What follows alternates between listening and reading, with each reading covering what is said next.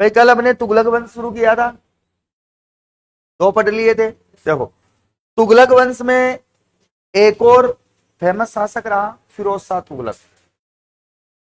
फिरोज शाह तुगलक। तो तुगलक वंश में अगला शासक लेते हैं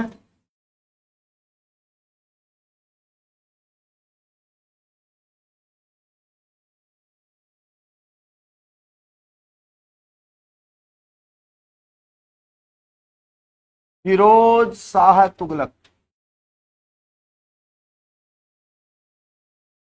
कौन सा शासक? फिरोज शाह तुगलक। इसके बारे में पहले भी मैंने बताया था, पढ़ाया था शायद जब राजस्थान का पढ़ रहे थे हम। किसी को याद है?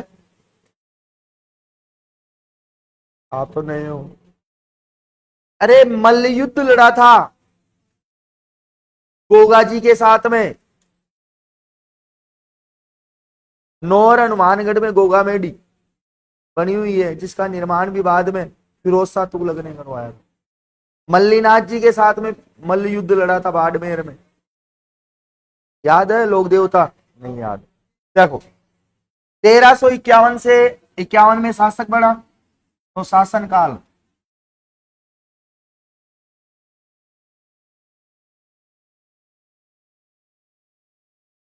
1351 में दिल्ली सल्तनत का शासक बना, और 1388 में इसकी मृत्यु हुई थी। तो 1388 ईस्वी तक इसने शासन किया दिल्ली सल्तनत में। इसी के कुछ उपनाम हैं जो आपसे पूछे जाते हैं। देखो, पहला उपनाम, इसको कहते हैं दिल्ली सल्तनत का जय सिंह। क्या बोला गया? जय सिंह तो हालांकि खैर बाद में आया था, बहुत बाद में, लेकिन इसको नाम दिया गया है इतिहास के द्वारा दिल्ली सल्तनत का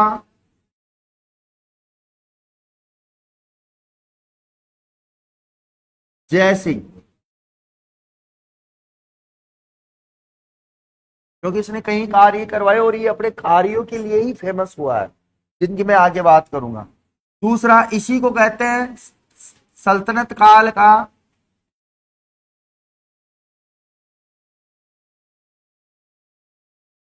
सिकंदर लोदी।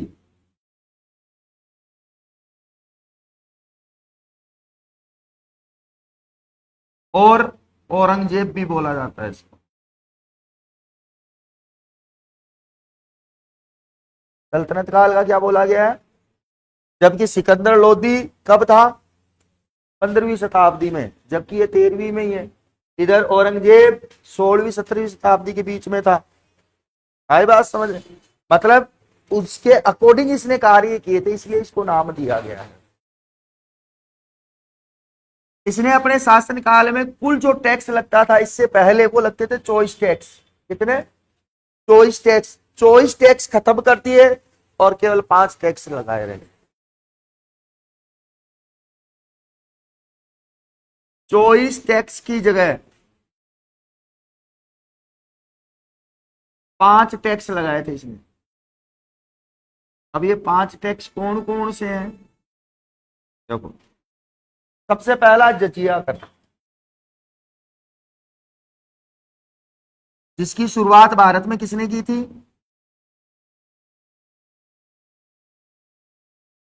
बताया था स्टार्टिंग में, अरब आक्रमण के समय मोहम्मद बिन तुगलक, वो सॉरी, मोहम्मद बिन कासिम, मोहम्मद बिन कासिम ने लगाया था। लेकिन उसने जो लगाया था वो ब्राह्मणों पे नहीं लगाया था,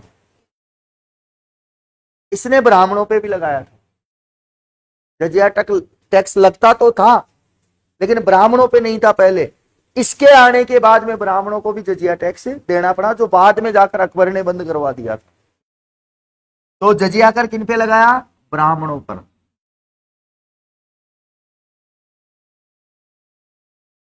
दूसरा, जकात कर, ये इसने मुसलमानों पे लगाया। जकात का मतलब होता है अपनी आमदनी का 2.5% वो राजा को जमा कराएगा दान के रूप में, तो मुसलमानों पर।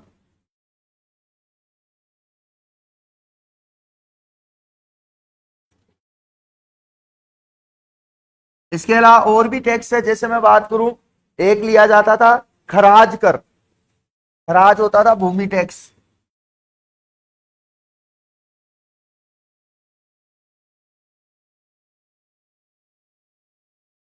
भूमि पर टैक्स कैसे होता था कि भाई जितनी भूमि है किसी भी व्यक्ति के पास में और उसका उत्पादन जितना होगा, उस उत्पादन में से वो क्या लेगा, परसेंटेज लेगा। उसको इसने क्या नाम दिया, खराज कर, जिसे हिंदी में क्या बोलते हैं, भूमि पे लिया जाने वाला एक तरीके का टैक्स। इसके अलावा खुम्स कर, जो अलाउद्दीन खिलजी भी लेता था।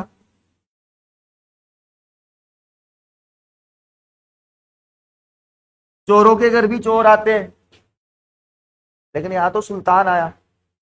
कौन आया, तो लुटेरों से लिया जाने वाला टैक्स।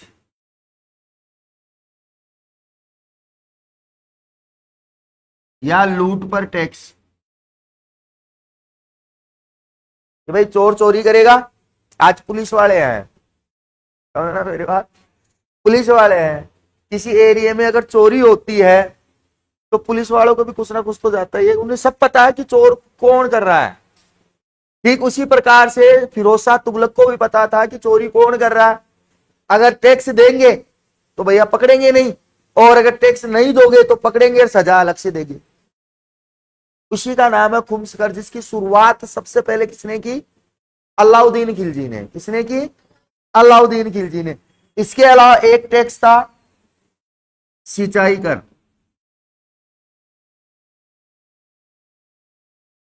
और सिंचाई कर फसलों पे पानी देने के हिसाब से, क्योंकि भारत के अंतर्गत, उस समय के भारत के अंतर्गत सबसे ज्यादा नहरें बनाने का जो कार्य किया था वो फिरोज शाह तुगलक ने किया था।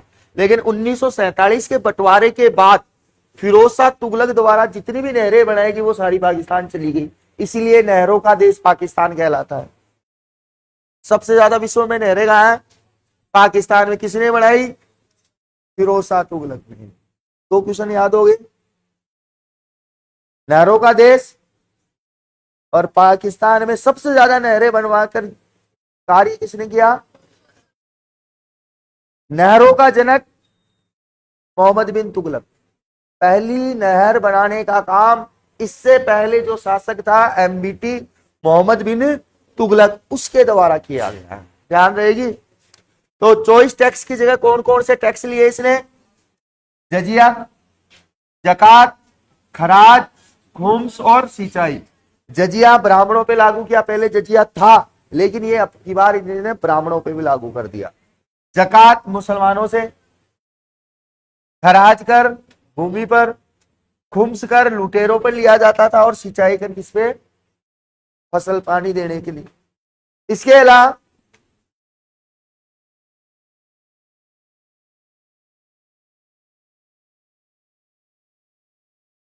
फिरोज शाह तुगलक की कुछ और बातें देखो। इसने एक शब्द दिया जिमी,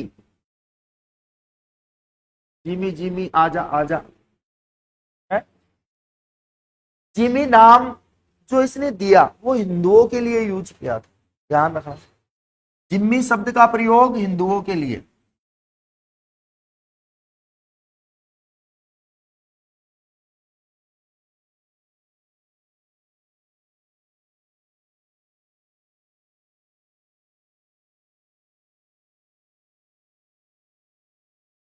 एनसीईआरटी 12th की बुक पढ़ोगे तब जाकर ये शब्द मिलेगा, गाइड्स में नहीं मिलेगा आपको। एनसीईआरटी 12th की जो बुक्स है हिस्ट्री की, उसमें जिम्मी शब्द लिखा हुआ है। गाइड्स की जो बुक्स लेके आते हो पर्टिकुलर की फलानी एग्जाम की तैयारी करनी है, उसमें नहीं मिलेंगे ये वर्ड। यहां तक ये भी नहीं मिलेंगे आपको, टैक्स उठा के देख लेना कोई सी भी बुक। इसके अलावा और भी कई कार्य किए, जैसे इसके सर्वाधिक दास थे दरबार में, सबसे ज्यादा गुलाम या सबसे ज्यादा नौकर अगर किसी के पास में थे तो फिरोज शाह तुगलक के पास में थे। तो ध्यान रखना अगला पॉइंट, सर्वाधिक दास थे इसके पास। पहले समझ लो, उतार बाद में लेना। सबसे ज्यादा दास किसके पास, ये भी एक रिकॉर्ड ही है भारत के शासकों में, ध्यान रखना। इसके अलावा इसने स्थायी सेना रखनी बंद कर दी।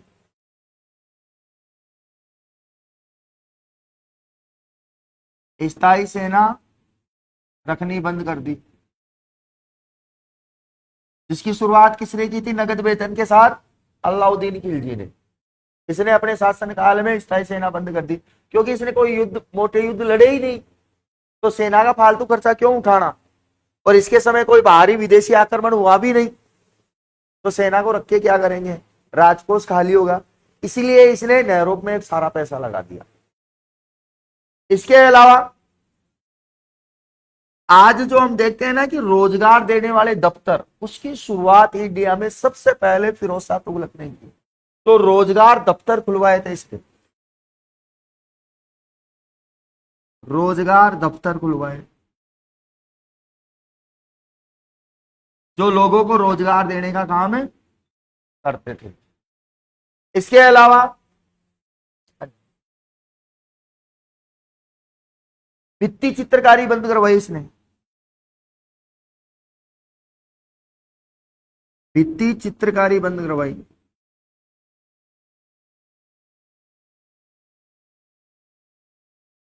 भित्ति चित्रकारी का मतलब होता है कि ये जो दीवार है, इस दीवार पे कोई चित्र नहीं बनाएगा, उन्हीं को बोलते हैं भित्ति चित्र। और राजस्थान वाले ध्यान रखना कि भित्ति चित्रों के लिए चूरू प्रसिद्ध है। कौन है? चूरू। और भित्ति मंदिरों में भित्ति चित्रों के लिए बीकानेर प्रसिद्ध है, और बीकानेर की कला है माथेरन कला। कौन सी कला? माथेरन कला भित्ति चित्रों के लिए जानी जाती है, जिसमें पौराणिक कथाओं का चित्रण मंदिरों की दीवारों पर किया जाता है। इसके अलावा इसने महिलाएं, जो मुस्लिम महिलाएं थी,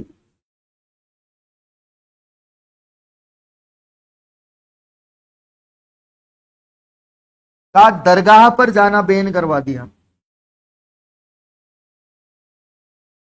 जाने पर पाबंदी लगाई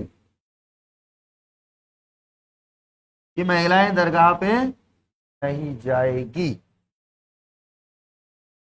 इसके अलावा इसने नगर भी बसाए जो दिल्ली के आसपास के क्षेत्र में आते हैं।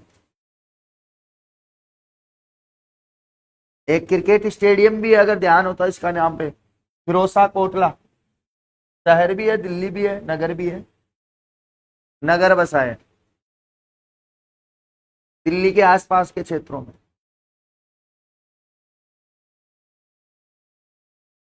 कोटला, जौनपुर, जौनपुर तो यूपी में पड़ता है, ये कहां पड़ता है? इसके अलावा एक नगर और बसाया था इसने, फिरोजाबाद। कौन सा? फिरोजाबाद। कहां पर था भाई फिरोजाबाद? दिल्ली में। तो ध्यान रखना कि जो फिरोजाबाद फिरोज शाह तुगलक ने बसाया था, वो शीशे के काम के लिए प्रसिद्ध है। शीशे का जितने भी काम है ऑल ओवर इंडिया में, वो कहाँ का फेमस है? फिरोजाबाद का। कहाँ का? चाहे गिलास ले लो, चाहे मूर्तियां ले लो, या आपके पोट वगैरह जो शीशे के बने हुए आते हैं, वो सारे के सारे फिरोजाबाद के ही प्रसिद्ध है। और राजस्थान में अगर शीशे का कार्य कहीं प्रसिद्ध है, तो वो अपने हैं धौलपुर का। वहां पे फैक्ट्री लगी हुई है, प्रिसीजन ग्लास फैक्ट्री के नाम से। ऑल ओवर इंडिया जहां पे शीशे का काम जाता है, वो फिरोजाबाद का जाता है। इसके अलावा इसके समय बरनी था। कौन था? दरबारी। बरनी।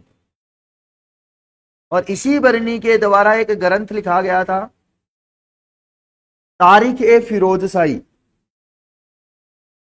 तारीख ए फिरोज शाही, जिसके अंतर्गत फिरोज शाह तुगलक के जीवन का उल्लेख किया गया है, या इसके इतिहास की हमें जानकारी मिलती है। और ज्यादा गहराई से जानना हो तो तारीख फिरोज शाही मार्केट में उपलब्ध है, उसको लाओ और उसको पढ़ सकते हो। तो बरनी किसके दरबार में था? फिरोज शाह तुगलक के। कौन सी किताब लिखी थी? फिरोज शाह तुगलक की जो आत्मकथा है,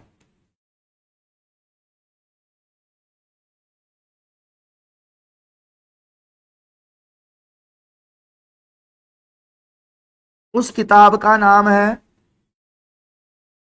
फतुहात ए फिरोज शाही, फतुहात ए फिरोज शाही, इसमें भी फिरोज शाह का उल्लेख मिलता है, जो इसके शासक बनने से लेकर इसके मरने तक का सभी का वर्णन किया गया है। कौन सी भाषा में लिखा गया है इसे? तो फारसी भाषा में।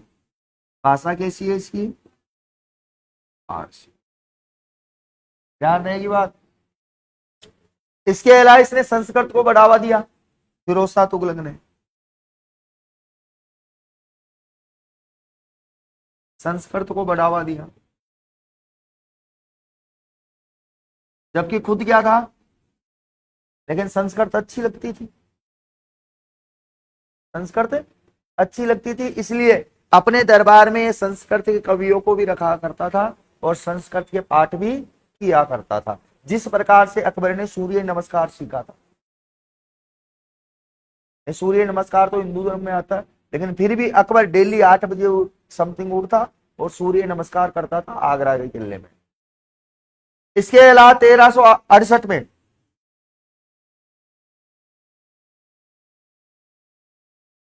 कुतुब मीनार है दिल्ली में,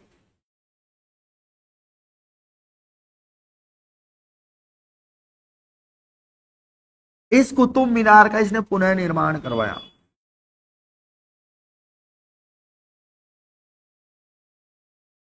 जबकि बहुत पहले मैं पढ़ा चुका हूं, गुलाम वंश से पढ़ाया था कि कुतुबुद्दीन ऐबक ने कुतुब मीनार का निर्माण कार्य शुरू किया था और बाद में इसी का गुलाम आया था, हिंदुस्तान का बादशाह बना था इल्तुतमिश, उसने कुतुब मीनार का पूरा कार्य करवाया। और बाद में जब फिरोज शाह तुगलक बना तो इसकी टूट फूट या मरम्मत करवा कर इसका पुनर्निर्माण करवाया था। इसके अलावा अशोक के 2 स्तंभों को दिल्ली लेके आया था फिरोज शाह तुगलक। अशोक, सम्राट अशोक मौर्य के स्तंभों को दिल्ली लाया। अब वो 2 स्तंभ कौन कौन से थे? पहला स्तंभ हमें बताया गया टोपरा स्तंभ। कौन सा? टोपरा स्तंभ। और एक मेरठ स्तंभ। मेरठ यूपी में पड़ता है, जबकि टोपरा आपके हरियाणा में पड़ता है। कहां पड़ता है? और इन्हें दिल्ली लाकर स्थापित करवाया था। कौन कौन से? टोपरा स्तंभ 7 स्तंभ बताए थे ना मैंने, और 14 शिलालेख बताए थे। उन 7 में से 2 कहा आज दिल्ली में है, जिसके अंतर्गत टोपरा स्तंभ एक और एक मेरठ स्तंभ, दोनों कहां लाकर स्थापित करवाए? दिल्ली में। किसके द्वारा स्थापित किए गए? तो फिरोज शाह तुगलक के द्वारा। और बाद में 1398 में इसकी क्या हो जाती है?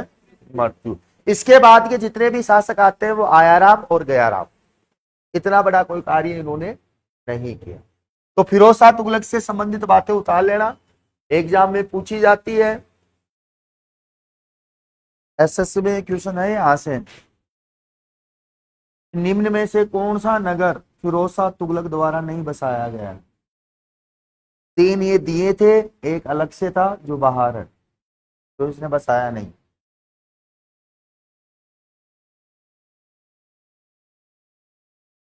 बढ़े आगे।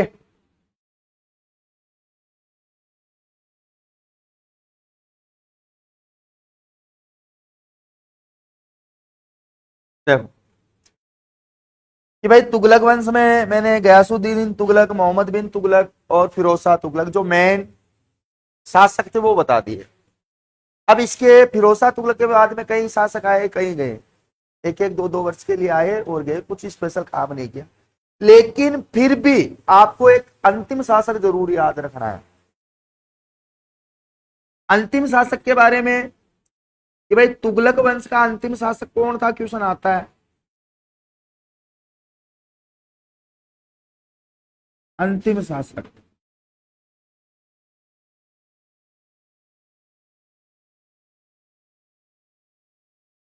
नसरुद्दीन तुगलक।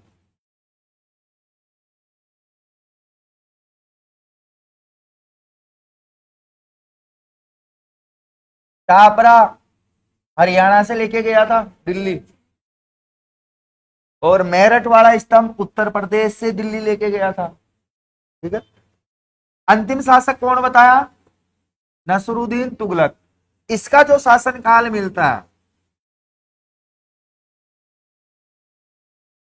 1395 ईस्वी से लेकर 1414 ईस्वी तक।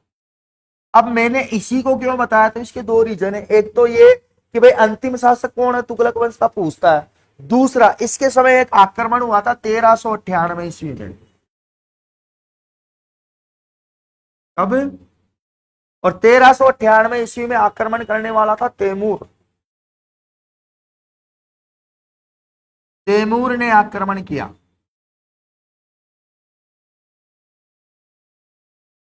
और इस आक्रमण के समय आपने पुरानी किताबों में पढ़ा भी होगा कि जब तैमूर किसी गांव में आक्रमण करने जाता है तो वहां पे एक बच्चे का 5 से 7 साल का बच्चा था, उसका जन्मदिन था। तो उसकी दादी या माँ कहती है उसे कि बेटा दूध लिया, खीर बनाएंगे, आज तेरा जन्मदिन है। वो दूध लेने चला जाता है और इधर तैमूर उसके गांव में आता है और मारपीट कर कर सारा गांव खत्म कर देता है, लूटपाट कर लेता है। अब जब तैमूर गांव से जाने वाला होता है, उसी समय वो बच्चा आ जाता है और अपने पास एक छोटे से चाकू से तैमूर के सामने खड़ा हो जाता है। पुरानी किताबों में आता था जब हम स्कूल में पढ़ा करते थे। छोटा सा चाकू लेकर खड़ा हो गया और तैमूर इस बच्चे की बहादुरी से इतना खुश हुआ था कि वो पूरा गांव वैसा का वैसा बसा गया था।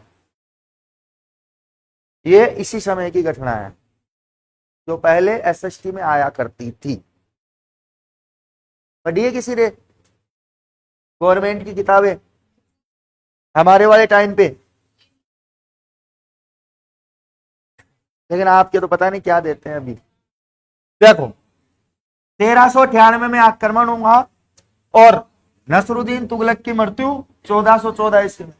अब जैसे ही 1414 ईस्वी में नसरुद्दीन तुगलक की मृत्यु हो गई तो एक नया वंश आता है अगला,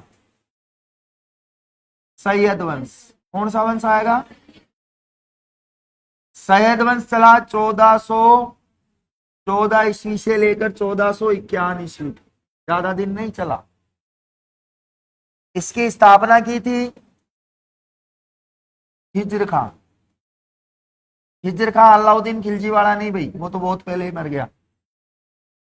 अब ये जो खिजर खां था इसने इस वंश को स्थापित किया, तो इसी का एक उपनाम या उपाधि है,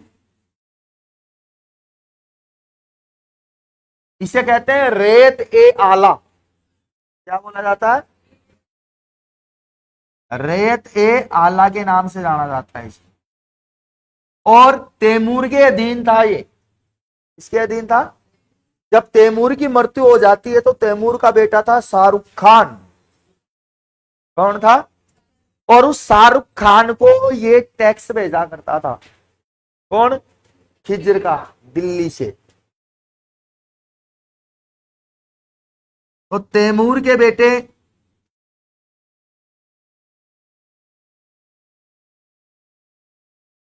शाहरुख को टैक्स भेजा करता था ये, दिल्ली का शासक बनने के एवज में। क्योंकि इससे पहले जब तैमूर आया था तो नसरुद्दीन तुगलक ने इसकी अधीनता स्वीकार कर ली थी और टैक्स देना कबूला था। तैमूर मर गया लेकिन खौफ जिंदा था।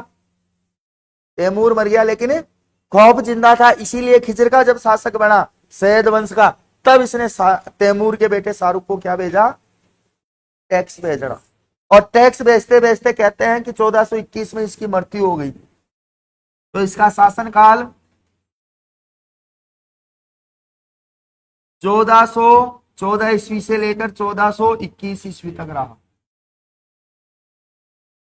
1414 से लेकर 1421 तक। और ये स्वयं को पैगंबर मोहम्मद का वंशज मानता है। स्वयं को क्या मानता है? पैगंबर मोहम्मद। मोहम्मद होता है, मोहम्मद होता है।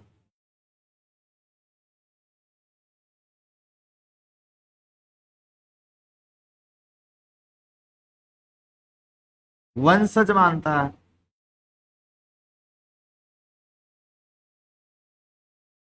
पैगंबर मोहम्मद कौन थे? लाला आप ही बताओ, बताओ भाई, पैगंबर मोहम्मद कौन थे?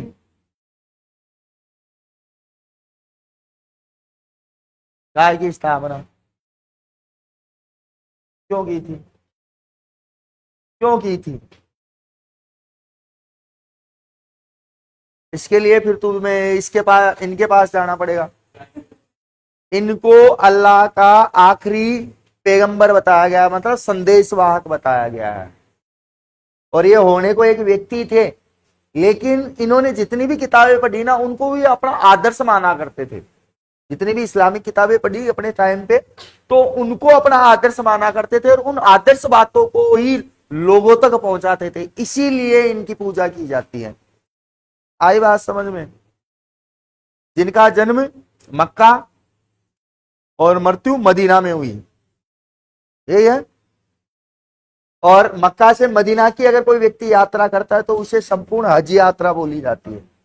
अधिकतर तो वो काला काला सा क्या बना हुआ है वहां पे, काबा, वहां तक ही जाके आ जाते हैं वापस। मृत्यु वाले स्थान पे हीरा गुफा है, वहां नहीं जाते हैं, नहीं जाते। हीरा गुफा तक नहीं जा पाते हैं, अंदर तक, बाहर से लौट के आ जाते हैं। तो पैगंबर मोहम्मद के स्वयं को क्या मानता है? वंशज मानता है। और ये टैक्स क्यों भेजा करता था, तो उसका रीजन मैं बता दूं कि शाहरुख को टैक्स देने का कारण क्या था। कि भाई जब दिल्ली पर अधिकार तैमूर का हो जाता है और नसरुद्दीन तुगलक को दिल्ली छोड़नी पड़ती है, बाद में उसकी मृत्यु भी हो जाती है, तब उस समय ये तैमूर का सेनापति था।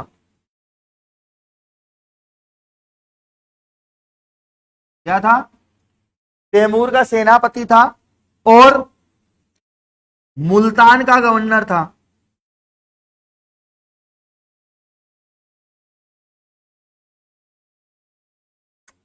हैंग होने लग गया क्या?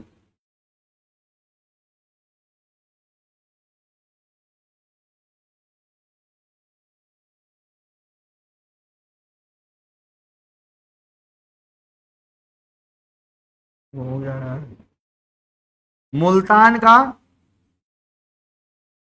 गवर्नर था, लेकिन जब बाद में तैमूर लौट जाता है, तब जाते समय इसे दिल्ली सल्तनत का क्या बना के जाता है? शासक बना के जाता है। और इसी के बाद में इसका बेटा आता है मुबारक शाह। कौन आता है? मुबारक शाह। 1421 में मृत्यु होने के बाद में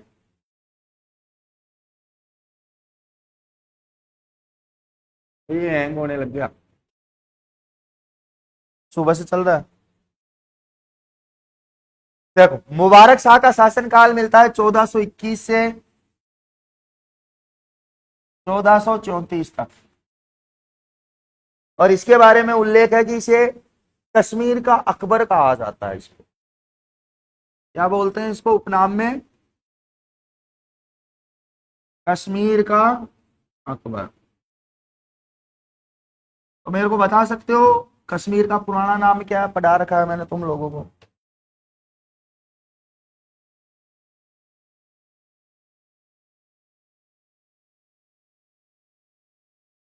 मतलब नया पढ़ना है, पुराना पढ़ना ही नहीं है। अरे कुंडलग्राम कश्मीर का पुराना प्राचीन नाम।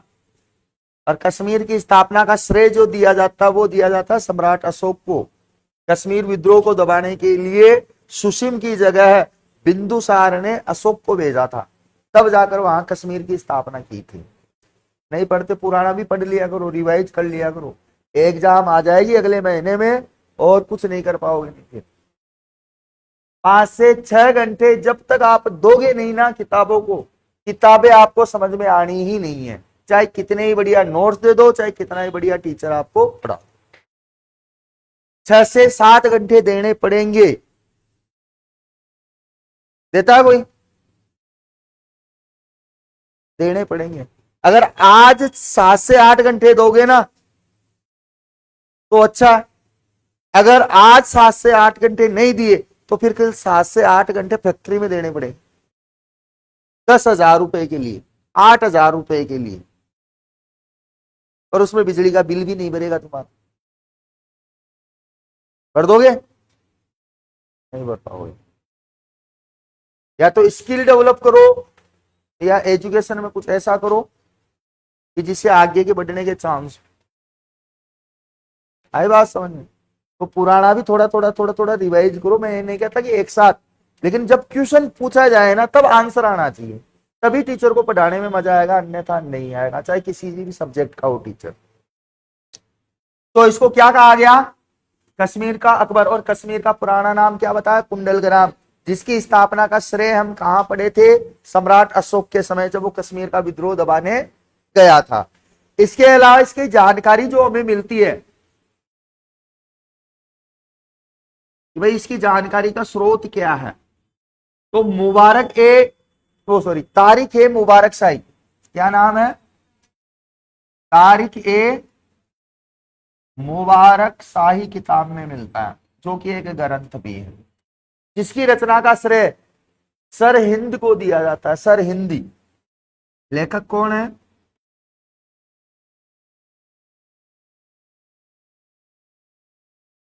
पूरा नाम यासीन ए सरहिंदी।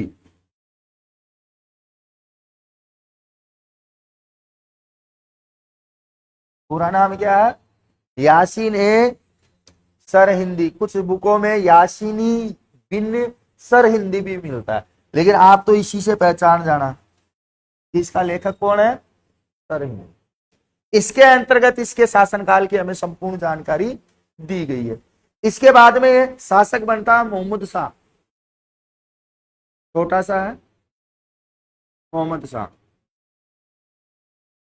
शासनकाल कब मरा ये? 1400, ये 1434 से 45 तक रहा।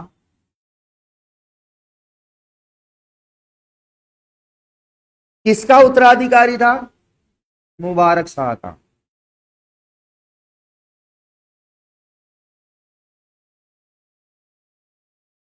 ये भी बस केवल मजे ही मारे, कोई इतिहास नहीं बनाया।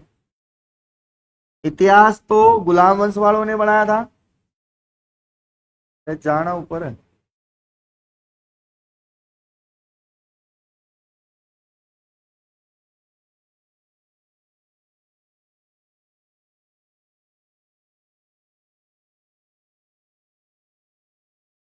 नीचे नहीं आएगा फिर बाद में। देखो, इसके बाद में एक अंतिम शासक बना आलम शाह। कौन बना? आलम शाह। और इसका शासनकाल 1445 से लेकर 1451। सैयद वंश का अंतिम शासक, ध्यान रखना।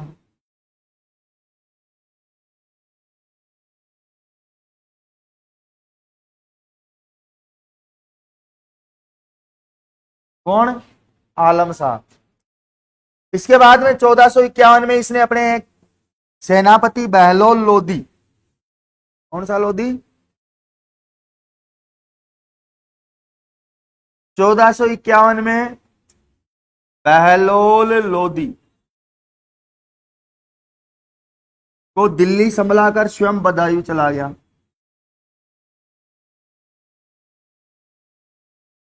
कहाँ चला गया? बदायूं। और बदायूं में ही 1457 ईस्वी में मृत्यु हो गई इसकी। तो अब देखो यहां से कौन आया? तो गुल खिला के तूने सैया लूटा, मतलब अब आ जाएगा लोधी वंश। तो जाट सबसे कम शासनकाल अगर किसी वंश का रहा दिल्ली सल्तनत पर या मध्यकाल के समय, तो वो कौन सा था? सैयद वंश। कौन सा वंश? सैयद वंश। इसके ज्यादा उल्लेख नहीं है, थोड़ी बहुत बातें हैं वो याद रखना। इसके अलावा लोधी वंश का पहला जो शासक बनेगा वो बहलोल लोधी बनेगा, और लास्ट में जो आएगा वो इब्राहिम लोधी आएगा। कौन आएगा? क्योंकि इब्राहिम लोधी जब पानीपत के युद्ध में हार जाएगा तब बाबर आ जाएगा। और फिर चलेगा पर्टिकुलर मुगल वंश। अब देखो एक कमाल की बात है कि गुलाम वंश से लेकर लोधी वंश तक सारे इस्लामिक थे, लेकिन इनको मुस्लिम नहीं कहा जाता या मुसलमान शासक नहीं लिखा आता इनके सामने। जबकि बाबर से लेकर बाद तक बहादुर शाह जफर तक बढ़े, उन सभी के आगे मुस्लिम शासक लिखा हुआ मिलता है या मुगल लिखा हुआ मिलता है। तो ध्यान रखना कि मुगल जो शब्द दिया है वो इतिहासकारों ने दिया है, इन्होंने खुद ने नहीं लगाया है। Empire of Mughal, Mughal empire जो पुस्तक है उसमें आप इस चीज का उल्लेख पाओगे, जो फ्रेस्को बर्नियर ने लिखी थी। किसने लिखी थी? फ्रेस्को बर्नियर ने। अब भाई नीचे तो हो गया, लिख लो महमूद और ऐड कर देना है आप। इससे पहले अलाउद्दीन महमूद तुगलक था, जिसे सल्तनत काल का हुमायूं